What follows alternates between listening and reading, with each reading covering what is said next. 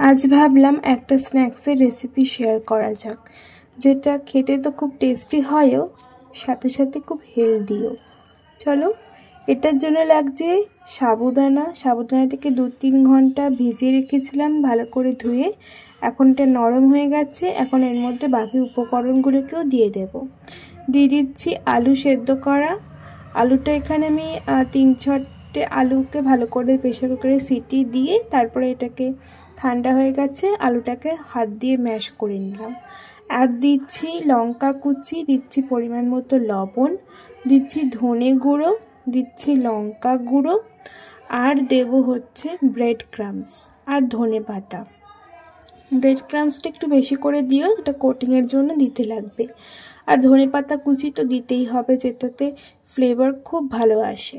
সব কিছু দেওয়ার পর ভালো করে হাত দিয়ে মাখিয়ে নিতে হবে, এবং মাখানোর সময় তোমরা চাইলে একটুখানি হাতে তেল লাগিয়ে নিতে পারো।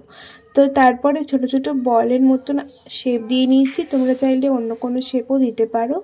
এবার কর্নফ্লাওয়ারের ব্যাটারে এগুলোকে চুবিয়ে নিয়ে ব্রেড ক্রাম্বস দিয়ে কোট করে ভেজে নেওয়ার পালা।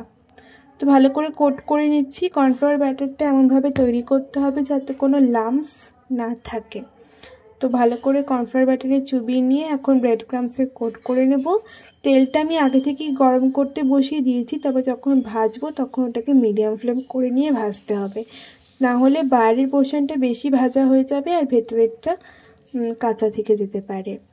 একসাথে বেশি দেওয়া যাবে না, যেটুকু তেলের মধ্যে ভাজতে পারবে সেরকমভাবেই দেবে। তো হালকা হালকা লাল হয়ে গেলে এগুলোকে তুলে নিতে হবে। খেতে এগুলো খুবই ক্রিস্পি হয়, তো বাড়িতে অবশ্যই বানিয়ে তোমরা একবার ট্রাই করবে। তো এটা তোমরা চাইলে সস দিয়েও খেতে পারো বা এমনিও খেতে পারো, খেতে কিন্তু খুবই ভালো হয়। আর অবশ্যই এটা বানিয়ে আমাকে জানিও কমেন্টে কেমন হয়েছে। আজকের মতো টাটা।